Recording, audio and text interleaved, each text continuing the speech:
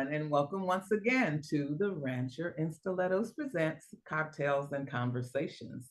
I'm Marsha Williams Cromer, and my guest for today is Shavonne Conroy. Hello, Shavonne. Hello, my friend of a million years. How are you? I know. Listen, we got a toast to getting to see each other on the podcast. Okay. Woo! Love you, love you, love you. I love you too. Mm-mm-mm. Well, I'm just going to give what I know a quick backgrounder about you. First of all, you have lived everywhere. I know when you were living in New York, you were an actress. You were doing voiceover. Yeah. Very, you were talented though. Let's just go all the way back. We knew each other all of high school, even, right? Yeah. So Yep. you were super talented then. I could see the rising star. Absolutely. So how are things going? Things are really wonderful. I'm finally back home in Texas, so that's hallelujah because Yep. Texas is God's country. It's just the nicest people and so affordable and Right. no brutal winter. I was in New York 20 years. I know. I So know. yeah, I did TV and stage, singing all over. And I mean, you and I, that's how we met, probably in choir and Yep. band. Yep. And I was trying to think if we actually met in middle school. I think I got to Hunts Patch, Huntsville, Uh-huh. when I was 12. And Okay, so then that would have been like middle school. yeah, yeah, yeah. So Yeah. maybe we met in middle school, but I remember being in Spanish class with you, I know. of I course, love that. band, of Yep. course, choir. We both got these throaty, alto-y voices together. Yes, yes. Uh, except I thought you sang soprano for a while also. It was Never, always never. alto because I Yeah. thought I remembered you had a pretty good range there. But anyway, yeah, it's fun how music brought us together, and Absolutely. now the arts are bringing us back together. I know. Can you believe it? Can you believe I'm proud of you. my rancher and This stilettos? is very cool. Ah, I This is very cool. love I've the now read it adventure. twice. It's very, very fun. And I can't wait to get the other ones now because I have to see if she has sex with Lane again, or does she? Because right now I'm she's not super. telling. I'm not telling. No, Okay, that's a spoiler alert. okay, and I want to know: was there a Lane and a Corey in your life? So Yeah, there was. I yes, saw that. Look, so yes, that would be a yes. And as I always say, we write about what we know. And 4 years ago, right around COVID, I decided the book that's been in my head, the story, and actually the name came to me first. I shared with you that I grew up on the ranch. That's yeah, real. And my yeah. dad, even as an adult, I'd go home and my dad be on the tractor and feeding the cows or whatever. And I drive up and I'm still in my suit from work. And I see him jump out the car, run to him, and I'm like, look, Dad, I'm the rancher in stilettos. I'm like going in the ground with my heels, right? Your heels are sinking in. Yes, yes. But I thought when I said that, I thought, oh, that's a good title, The Rancher in Stilettos. Well, that was probably 30 years ago. And now here I am. I'm actually putting this story out there. And the response honestly has been great, including you. I remember hearing from you while you were on a plane once reading the first book, and you were telling Yes. me it had you laughing. So that makes me happy. Yeah, there were just parts that, your lead character is so you with she's really quick-witted, very smart, fast, sassy comebacks. And I'm like, okay, that's Marsha. And it was just funny. I would find myself going, like looking around, like, Right. That's who's looking at who's laughing without prompting, right? yeah. And of course, the sex scenes were fun too, but Oh, nice, that nice. did not have me laughing. That A had me little, like, that's oh, right. girl, A little spice. That's right. Girl, say what? oh, girl. So I'm not sure, you probably read some of the promo material that's out there, but you know that the dreamers are real as well. I know, Yeah. Charlotte, and I don't know everyone in the Dreamers. I'm really jealous I wasn't. I just, I wish that I wish that we had in our high school. it was like, here's a group of people who do drugs. Here's a group of people You know who what? are kickers whose pants are too tight, because that was what was in. These people bring their horse to school and then Right. go do a contest afterwards. Here's the band geeks, which we were Yep, band geeks. exactly. And plus, I was allergic to cigarette smoke, so that really, I still am. So that kind of, I didn't get to party anyway. And weeded you out of some partying.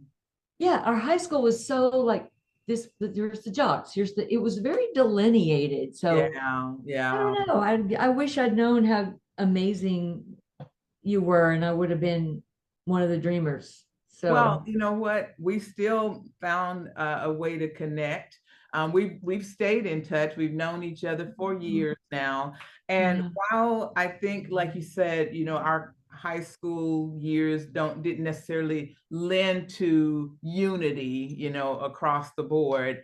Um, Mhm. I think the folks who were similar and had like skills and interests, somehow you knew that was a cool person. I always thought you It's were a true. cool person. I always Yeah, did. I And felt the not only same. that, you'd be rocking the outfits and everything. You're just like totally the hourglass figure going on. Yeah. I thought you were already an adult, honestly.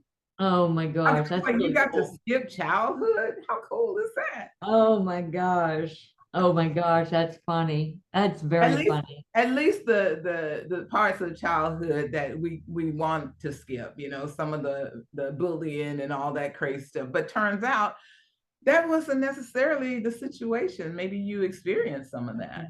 Oh yeah, tons. Because I was so artsy and I didn't fit in anywhere. I didn't fit in any of the groups. I didn't think. I mean, I was a choir Right. person, band person, but yeah, no, I always felt like a freak outsider. So it's nice to grow up Oh and my God. And know that fly, you fly are my freak flag happy. okay. And knowing that you are exactly where are meant to be, right? Yeah. And happy in your heart and in your spirit, knowing that you are the person that God created you to be. And Amen. you're such an honest, straightforward person. I've always appreciated that about you. Mm, thanks. I feel the I same. Oh my God. And I wanted to just ask you, of all the characters so far, who's your favorite? Oh, well, I like the lead character. I mean, I just think she's you. So I just, You know what? And I have to remind mm, people that Zaid Grace is the main character, yeah, Marsha Williams Cromer. So technically, it's two different entities. But I hear you. I hear you. yeah, You place me instead of Zaid. You kind of see me as you're reading the ab story. absolutely. And when she's, you know, walking into the bar, owning the room, I just saw you Oh, because that's the way I always felt about you anyway. So, and she's tall and gorgeous, you're tall and gorgeous. I mean, there's a lot of similarities, girlfriend. well, and owning the room is kind of hard when you're 6 feet tall. It's hard not to at least have people recognize that you showed up, right? Exactly. You're Something so, is so weird. Just like we huh, were talking about being kids, I was this tall when I was like in the 10th grade. I was like so much taller than everybody else. yeah, Fortunately, everybody in my family was tall, so I knew I would be okay. But yeah, at school, just like I was so shy about that, about, being that tall person around all these regular sized kids. Um, right. and one day God spoke to me and he said, I created you the way you are for a reason. And I don't Mm, want anybody to miss you. Okay. So now yeah. I'm all about the colors and the sparkles and everywhere. I received that message. I'm glad, to own your power is one of the coolest things about getting older. Right. You Exactly. own your power. You figure out where your power is and you just breathe into it. And that's a great feeling. No. And I also love the fact that, you know, you're just like with the characters in the books.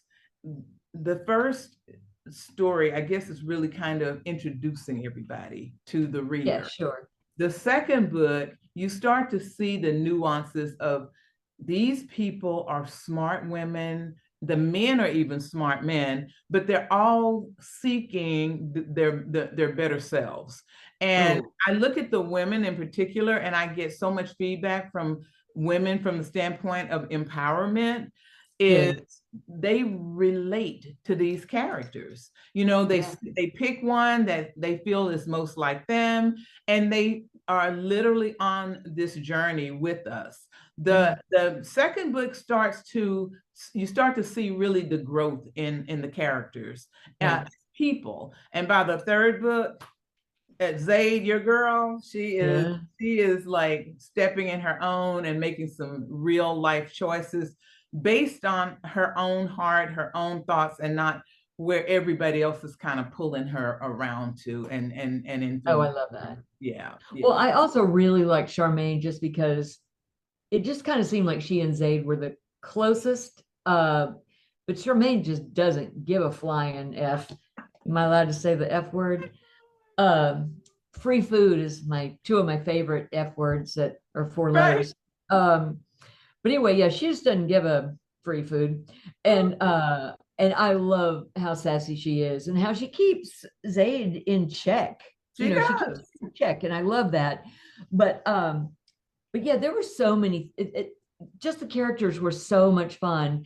And I absolutely liked um I love the whole thing with Payton with the Tony Braxton hair and Mhm. the lesbian hits on her and she's like, "Fuck, I'm growing out my hair. I've had this hair since Tony Braxton made it cute a long time ago, and that was 20 years ago, and it's time for me." Anyway, that was hilarious. I mean, there are Right. just so many. That's part of the stuff that had me laughing out loud, uh, not surrounded by anybody I knew. I was like, oh, Right.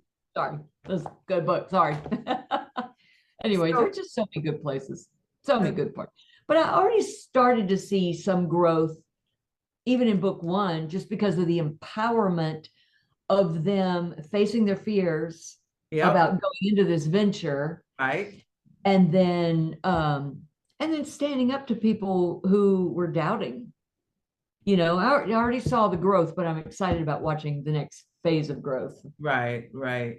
You Yeah. had asked me once, did I really grow up on a ranch? Oh my gosh. I never knew that. I know, And I I know. never knew We were that. in all these classes together. We were in Yeah. band and choir together. And it never, I guess I just assumed I didn't know that people didn't know that, yeah, we lived about 7 miles out of the city. And every day I went home to cows and pigs and horses and all Yeah. kinds of But amazing animals. here's what's cool though. You dressed like New York City. Our other friends that actually lived on ranches, you know, they came with their Wrangler jeans Yeah. on and their Yeah. kicker boots and their Western shirts. So like I never even, uh, why would I assume? Right. You Well, know, and then too, I dressed like my parents. You know, my parents were both professionals. They were educators. So, you know, when you go to work, you dress for work.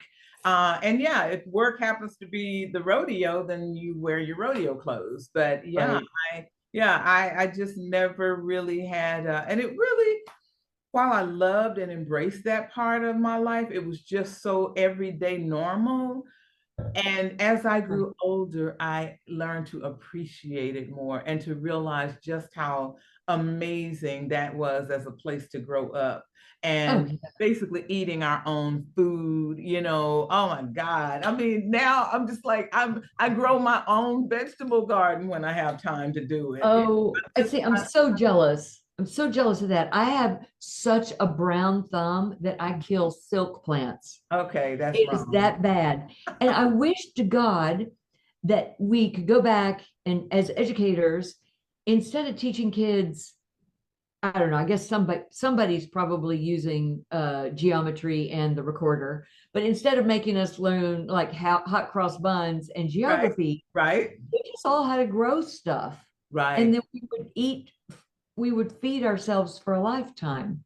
I mean, that's a skill I could have really used. Yeah, well, and honestly, I didn't know I had it until I just started, a home of my own.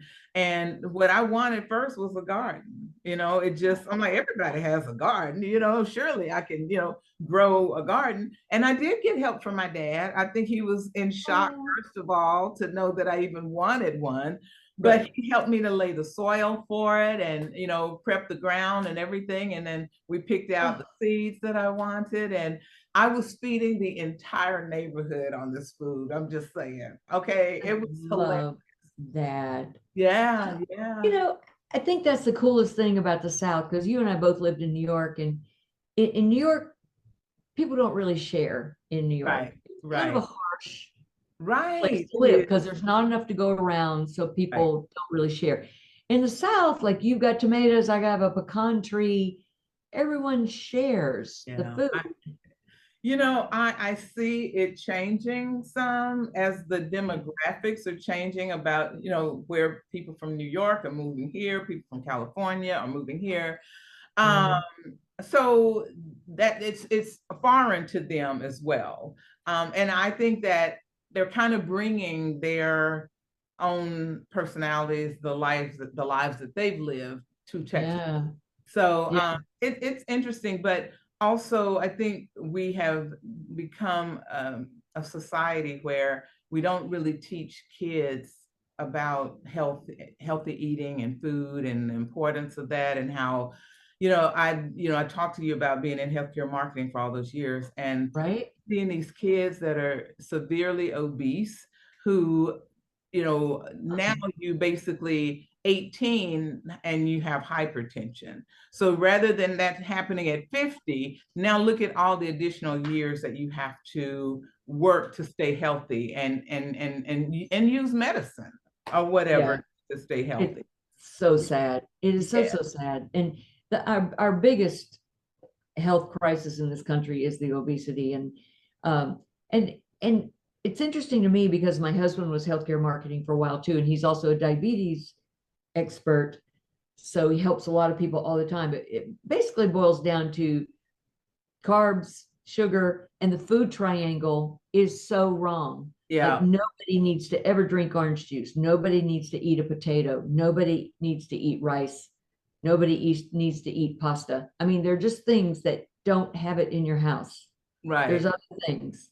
Well, There's and other things. but you also have to do the work. And we've gotten kind of lazy about, doing the Yeah. work to, you can't just listen to what some standardized, report says, because your Right. body is different from the next person's body. So, you know, Yeah. telling someone to take ownership of their own health, that's huge. It Um, is. a couple more questions about the book. I just wanted to know, of the guys, who was your favorite?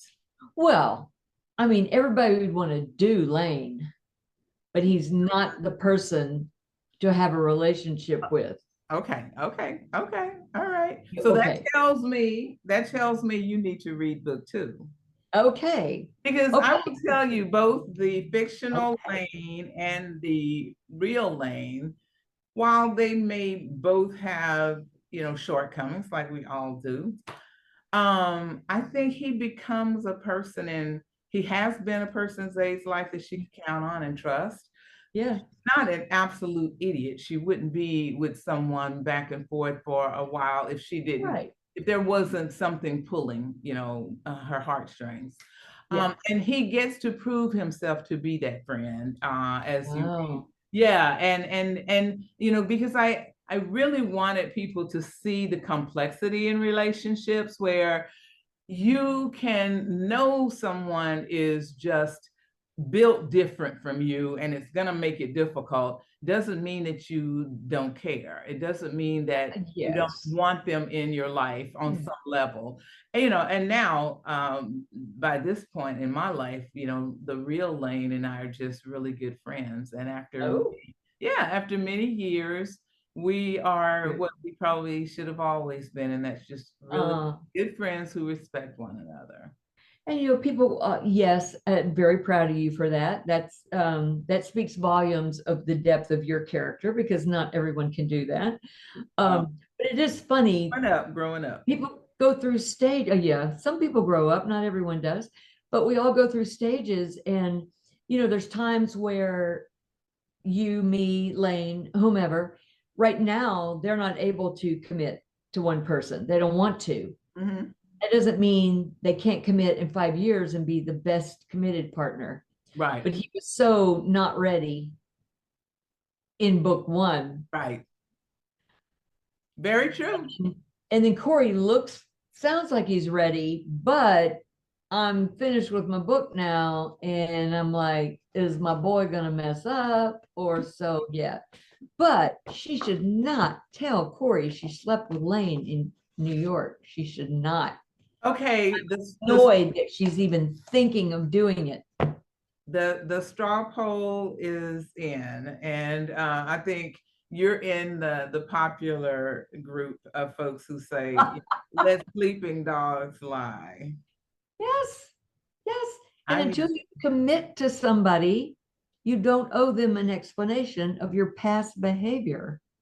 Oh, okay. I think because of previous relationships, I think she really wanted and needed to put everything out on the table so that everyone's making a decision based on the information. The decision may not be the one she wants him to make, but he still needs to have all of the information to make a decision that works for him. That's the most fair. I think that's fair. That's fair. I mean, and as a writer, and I'm writing this thinking, ooh, it'd be hard to tell because he's got so much good stuff going for him. But and wouldn't you want to know? Wouldn't you want to at least have that information? Yeah, we say we don't, but then you find it out, 2 years later and have to start that process from the beginning of betrayal, disappointment, all of that nonsense. So just cut to the chase and rip the Band-Aid off. Yeah. I can't believe I got you to join this podcast with me today. You're absolutely wonderful. Thank you so much, Shavonne. Thank you. Well, let's do it again after I've read books 2 and 3 and anything else you publish, I'm going to be reading. So, oh my goodness. I like your style. What I love about it, it's a fun romp. Yeah. I just want to sit down. I want to be entertained. I want it to be fun. I want to like the characters. I want to be interested in what they have to say. And that's this whole book for me. I can't even believe you're saying that because, I'm 4 years in and, a couple of things still just feel like the first time every time it happens. And that's when someone tells me that they love the characters because they're my people. And my babies, really. And I think the other piece is they're asking for more. They want to know what happens next, and that's so thrilling. That really is. And I think I may have found what I'm going to be doing for a while. I hope so. And if there's anything I can do to help you get it out there, because I know marketing marketing books is very, very tough. It's hard. Yeah, it is. But I was doing this work for other companies for years, helping them make money. And now I'm like, I just want to do what I learned to do for myself. Every single day I get up with a plan to work, just like I'm, going into my corporate office, but I'm going to work for the brand that is Marsha Williams Cromer. I love that. Because who's more deserving than you? Yes, let's cheers out, girl. Oh, baby girl. I love you so much. Yay. You know what? I'm going to have you back because you got too much more to tell us about. Oh, yeah. Too much more. Okay, baby. Thank you. Love you. Bye-bye. Love you too.